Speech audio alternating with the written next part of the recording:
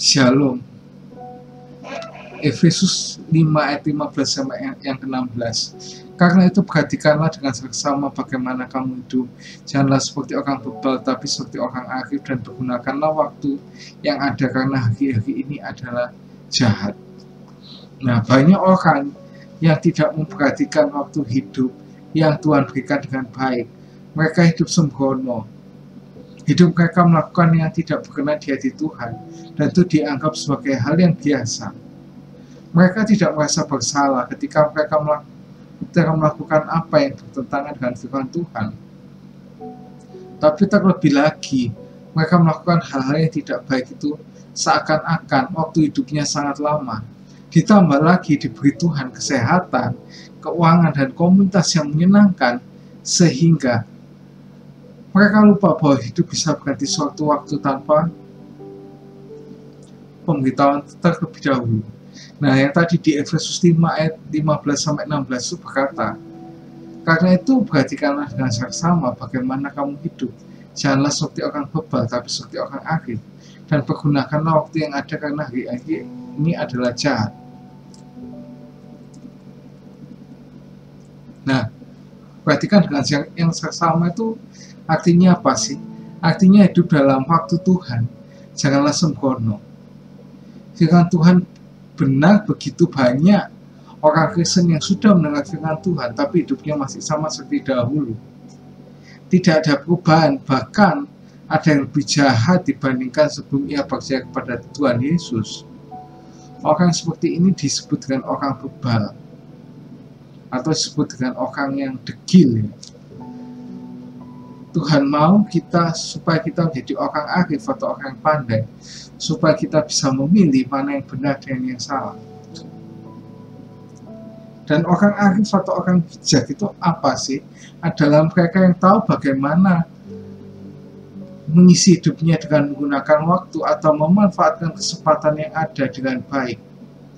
Mengisi hidupnya dengan dalam kasih dan hidup sebagai anak-anak terang. Hidup sebagai anak-anak terang itu yang gimana sih? Yaitu melakukan perbuatan baik, cara hidup yang benar dan sesuai dengan ajaran yang benar. Itu yang ada di Efesus 5 ayat 1-2 dan 8 ayat 9. Sebab itu jadilah penurut-penurut Allah seperti anak-anak yang kasih, dan hiduplah dalam kasih sebagaimana Kristus telah mengasihi kamu dan telah menyerahkan dirinya untuk kita sebagai persembahan dan korban yang harum bagi Allah. Lanjut ke ayat yang ke-8 dan 9. Memang dahulu kamu adalah kegelapan, tetapi sekarang kamu adalah terang di dalam Tuhan. Sebab itu hiduplah sebagai anak-anak terang, karena hanya terang dapat membuahkan kebaikan dan keadilan dan kebenaran, dan ujilah apa yang berkenan kepada Tuhan.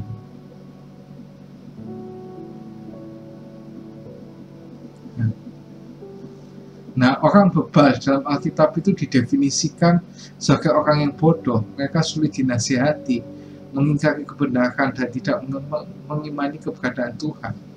Orang yang bebal adalah orang hidupnya menghambur-hamburkan waktunya. Yesus 5 ayat 3-7. Tetapi rupa-rupa pencabulan dalam rupa kecemaran atau keserakahan yang disebut saja pun jangan diantara kamu. Sebaliknya sepatutnya bagi orang-orang yang kudus. Demikian juga perkataan yang kotor, yang kosong, atau yang sembrono. Karena hal yang ini tidak pantas, tapi karena baliknya adalah ucapan syukur. Karena ini ingatlah baik-baik. Tidak ada orang sundal, orang cemar, atau orang serakah. Artinya adalah penyembah berhala yang mendapat bagian dalam Kristus dan Allah. Janganlah kamu disesatkan orang dengan kata-kata yang hampa, karena hal yang demikian mendatangkan murka Allah atas orang-orang durhaka. Sebab itu janganlah berkawan dengan mereka. Maksudnya ayat 7-nya apa? Jangan berkawan dengan mereka itu jangan ikut melakukan dosa-dosa tersebut. Nah, maka itu juga di Mazmur 90 ayat yang 12 dikatakan, ajarilah kami menghitung hari-hari ini sedemikian, hingga kami memperoleh hati yang bijaksana. Nah, ingat di Mazmur 90 ayat 10 juga dikatakan, Masa hidup kami 70 tahun, dan jika kami kuat 80 tahun, dan kebanggaannya adalah kesukaan dan penderitaan, sebab berlalunya buku-buku, dan kami melayang lenyap. Oleh sebab itu, kalau kami sampai sekarang diberi Tuhan kesempatan untuk hidup itu semua karena anugerah dan penyertaan dari Tuhan, jangan sia-siakan waktu yang ada dengan turut mengambil bagian dalam perbuatan-perbuatan kegelapan yang tidak berbuah apa-apa. Sebaliknya, telanjangilah perbuatan-perbuatan itu dan pergunakanlah sebaik-baiknya untuk Tuhan Yesus. Nah, kalau akhir ini adalah yang jahat, itu artinya apa? Coba kita lihat. Sekarang kejahatan semakin kompleks. Kejahatan seksual, pembunuhan, korupsi, dan juga anak yang berurusan dengan orang tua di pengadilan, yang kakak warisan dan sebagainya itu ya, dan juga orang tua yang menganiaya anak-anaknya itu ya. Kan kasihan kan barusan ini kan yang baru-baru ini kan juga ada kan ya, yang anak 7 tahun itu dianiaya oleh bapaknya yang nggak tahu karena masalah apa ya. Nah, gimana sih cara mempergunakan waktu yang ada? Yang pertama itu bertobat dengan sungguh-sungguh. 2 Petrus 3 ayat 13-15a. Tetapi sesuai dengan janjinya, kita menantikan langit yang baru dan bumi yang baru, di mana kita berdamai dengan kebenaran. Sebab itu, saudara-saudaraku yang terkasih, sambil menantikan semuanya itu, kamu harus berusaha supaya kamu kedapatan tidak bercacat dan tidak bernoda di hadapannya, di dalam perdamaian dengannya. Anggap kesabaran dengan Tuhan itu sebagai kesempatan bagimu untuk beroleh selamat. Nah, berdamai dengan kebenaran ini berarti berusaha mengerti kehendak Tuhan. Seperti yang ada di Efesus 5 ayat 17. Sebab itu janganlah kamu bodoh, tapi usahakanlah kamu mengerti kehendak Tuhan. Dan ini tidak secara otomatis orang yang percaya pada Yesus dikatakan orang itu sudah bertobat. Kita harus isi hidup ini dengan melakukan hal-hal yang benar. Untuk hidup itu diperlukan perjuangan atau usaha. Kita ini tidak bisa memperolehnya dengan instan. Banyak orang Kristen yang munafik dengan banyaknya kegiatan ibadah. Mereka menganggap sudah berubah. Mungkin banyak orang bisa dikelabui dengan melihat tampak luar. Yeremia 7 ayat 9-10. Yeremia 7 ayat 9-10.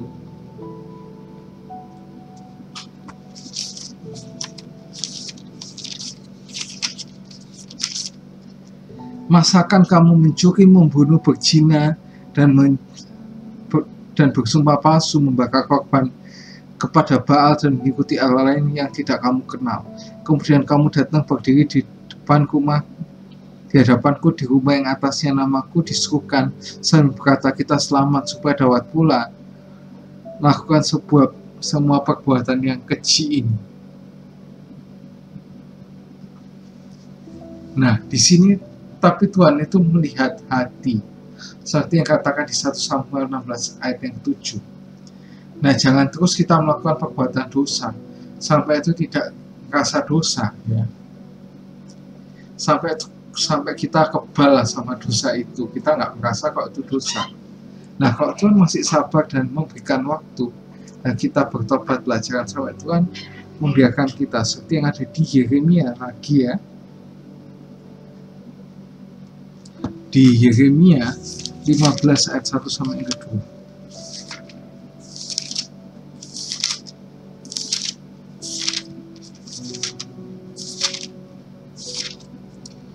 Tuhan berfirman kepadaku, sekalipun Musa dan Samuel berdiri di hadapanku, hatiku tidak akan berbalik pada bangsa ini. Usirlah mereka dari hadapanku, biarlah mereka pergi. Dan apabila mereka bertanya kepadamu, manakah kami harus pergi? Maka jawablah mereka begini firman Tuhan, yang maut ke mautlah, yang pedang ke pedanglah, yang kelaparan ke kelaparanlah, dan yang ketawanan aneh. Tuhan akan biarkan kita. Mungkin Tuhan sudah kesabarannya hilang ya kalau kayak gitu, sudah sangat bebalnya, susah diomongin gitu ya. Nah, Maka itu kita, supaya nggak kayak gitu, kita harus bertobat dengan sungguh-sungguh. Ya, di sini kita tuh belajar dari Daud. Ketika dia melakukan dosa itu, dia berzinah dengan Batsyeba dan juga terlebih membunuh suaminya Batsyeba itu. Nah, dengan cara mau ditegur oleh Nabi Nathan. Yang kedua, menyadari kesalahan dan mohon pengampunan. Dia tidak mau rohnya terambil dari tubuh, dari hidupnya. Seperti yang katakan di Mazmur 51 ayat yang keempat. Dan juga di ayat yang 12 ayat 13, janganlah ambil rohmu dari hadapanku itu ya. Nah, Daud tidak mau mengulangi dengan dosa-dosa yang sama. Yaitu seperti yang dikatakan di 1 Raja-Raja 1 ayat 1-4. Dia ketemu dengan Abisa gadis Sunem yang mungkin itu cantik ya, sehingga dia sebenarnya pengen lagi, tapi dia nggak mau mengulangi dosa yang sama itu. Sehingga itu apa? Daud itu dikatakan sebagai orang yang berkenan di hati Tuhan dan melakukan segala kehendaknya. Lanjut yang kedua, bagaimana kita melakukan waktu ini dengan adil, yaitu melayani Tuhan dan pekerjaan Tuhan dengan sungguh-sungguh. Seperti yang dikatakan di Lukas 10 ayat 38-42 itu, ya, orang Kristen yang melayani gereja Tuhan itu adalah melakukan kegiatan-kegiatan gereja. Seperti Marta ya, yang melayani pekerjaan Tuhan yang ada di perikop tadi. Nah, arti melayani yang terutama adalah menyediakan waktu untuk bersekutu dengan Tuhan, seperti Maria yang melayani Tuhan. Nah, mengapa Tuhan Yesus mengatakan Maria telah mengambil bagian yang terbaik yang tidak akan diambil daripadanya? Karena Maria itu intim atau melekat dengan Tuhan Yesus, seperti yang dikatakan di Lukas 10 ayat 39b. Nah, kita baca yang itu aja. Lukas 10 ayat 39b.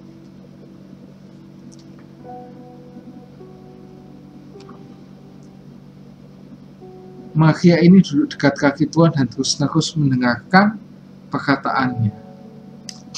Nah, yang dimaksud intim atau melekat adalah sampai kita mengenal perasaan dan detak jantung Tuhan Yesus. Sampai hati kita itu seirama dengan Tuhan Yesus. Bukti Maria memiliki keintiman dengan Tuhan itu seperti yang ada di Yohanes 11 ayat 32 sampai ayat 35, yaitu tentang, kita baca aja, ketika Yesus melihat Maria menangis dan orang-orang Yahudi yang datang bersama dengan dia masgiulah hatinya. Ia sangat terharu dan berkata, di manakan dia?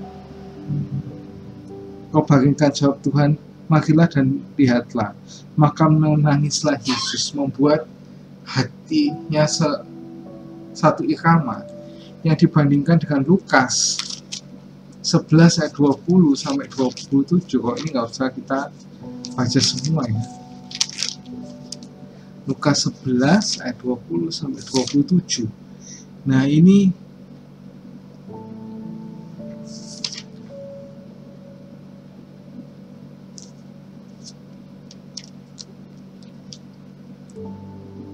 tentang Maria Magdalena ya, yang dosa yang dikeluarkan rohnya itu ya, yang dibandingkan dengan itu. Nah, kita juga selain kita harus seperti Maria, kita juga harus seperti Marta, seperti ada di Efesus 5 ayat 19. Dan berkata-katalah kepada seorang kepada yang lain dalam Mazmur, hidup puji-pujian dan nyanyian rohani, bernyanyi dan bersoraklah bagi Tuhan dengan segenap hati. Ambil bagian pelayanan itu dan sesuaikan dengan talenta yang Tuhan berikan. Kita tuh ngambil pelayanan dan harus disesuaikan dengan talenta yang sudah Tuhan berikan kepada kita. Kita nggak perlu mencari pelayanan yang presisius untuk mengangkat nama kita, karena Tuhan sudah menyediakan berkat upah yang sama. Seperti yang katakan di 1 Samuel 30 ayat 24.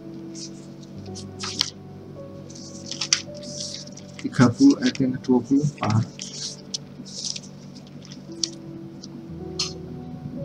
Siapa yang membenarkan kamu di dalam kakak ini, sebab orang yang tinggal di dekat barang-barang ini sama seperti bagian orang yang pergi berperang, itu akan dibagi sama-sama. Dan gak ada kata pensiun dalam melayani Tuhan. Seperti di Lukas 2 ayat 36 sampai 37.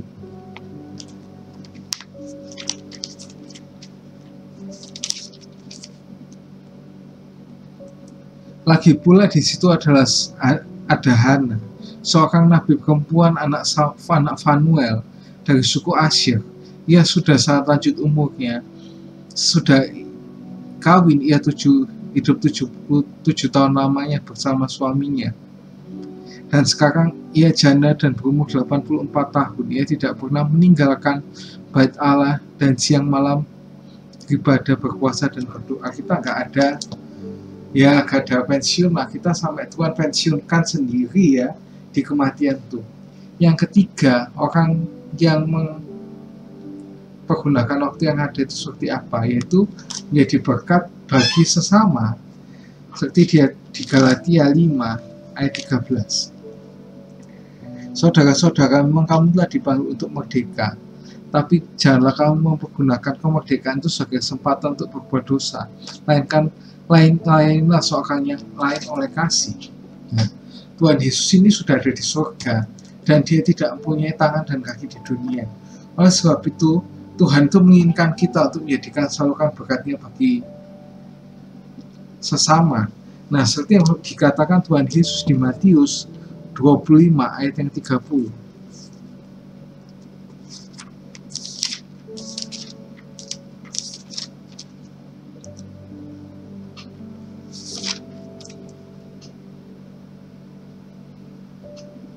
Dan campakkanlah, ayat yang 40, dan raja itu akan jawab pada mereka, aku kata kepadamu, sesungguhnya segala sesuatu yang kamu lakukan itu salah seorang dari saudaraku yang paling hina ini, kamu telah melakukannya untuk aku. Ya. Jadi ini maksudnya apa?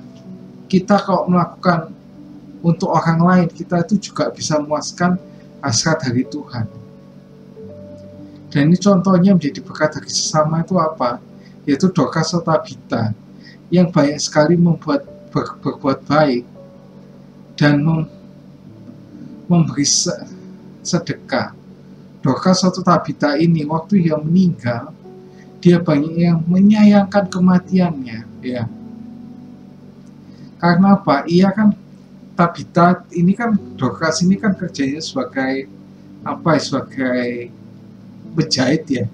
Dia suka membuatkan baju untuk orang-orang miskin, sehingga banyak diingat lah. Itu ada di Kisah Rasul 9 ayat 36 sampai 39. Yang contoh yang terakhir yaitu orang yang Samaria yang murah hati, seperti yang ada di Lukas 10 ayat 25 sampai 37. Nah, itu kan ceritanya ada imam, ada Lewi. Ya, tapi mereka nggak mau nolong orang yang lagi kesusahan itu, tapi malah langsung nyeluduk karena takut dianggap mayat kan. Maka itu terus ada orang Samaria yang datang untuk menolong, bahkan sampai memberikan uangnya untuk merawat orang itu. Nah, orang kena rampok itu. Nah, orang yang jadi berkat buat sesama adalah orang yang selalu mengucap syukur dan rendah hati. Ada orang seperti ini menyenangkan hati Tuhan, seperti yang ada di Efesus 5 ayat 20-21. Ucaplah syukur senantiasa atas segala sesuatu di dalam nama Tuhan kita Yesus Kristus pada Allah dan Bapa kita, dan kenakanlah dirimu seorang kepada yang lain dan di dalam takut akan Kristus. Nah, Di sini Martin Luther pernah berkata, jika kita tidak bisa jadi jalan raya, jadikanlah jalan setapak. Nah, terus janji Tuhan apa untuk orang yang mempergunakan waktunya dengan benar di dunia ini? Ada di Yesaya 46 ayat yang keempat. Sampai masa tuamu aku tetap dia, dan sampai di masa putih rambutmu aku akan gendong kamu. Aku telah melakukannya dan mau menanggung kamu terus menerus. Aku akan memikul kamu dan menyelamatkan kamu. Nah, yang terakhir ini, apa yang kita terima ketika kita meninggalkan dunia? Yang pertama itu nama kita harum, yang ada di Khotbah 7 ayat 1h. Nama yang harum lebih baik daripada minyak yang mahal. Seperti yang tadi ceritanya Dorcas, kepergiannya itu ditangisin sama orang-orang di dalam Kisah Rasul 9 ayat 39. Yang terakhir, nama kita tercatat dalam kitab kehidupan di Wahyu 3 ayat yang kelima. Nah, ini gimana sih caranya? Di recap dulu gimana sih kalau kita melakukan waktu yang ada. Bagaimana kita memperlakukan waktu yang ada? Pertama, kita harus bertobat dengan sungguh-sungguh. Karena apa? Enggak otomatis kita orang percaya itu jadi tobat. Supaya apa? Kita tuh bisa berkenan di hati Tuhan. Yang kedua, kita harus mau melayani Tuhan dan melakukan pekerjaan Tuhan dengan sungguh-sungguh.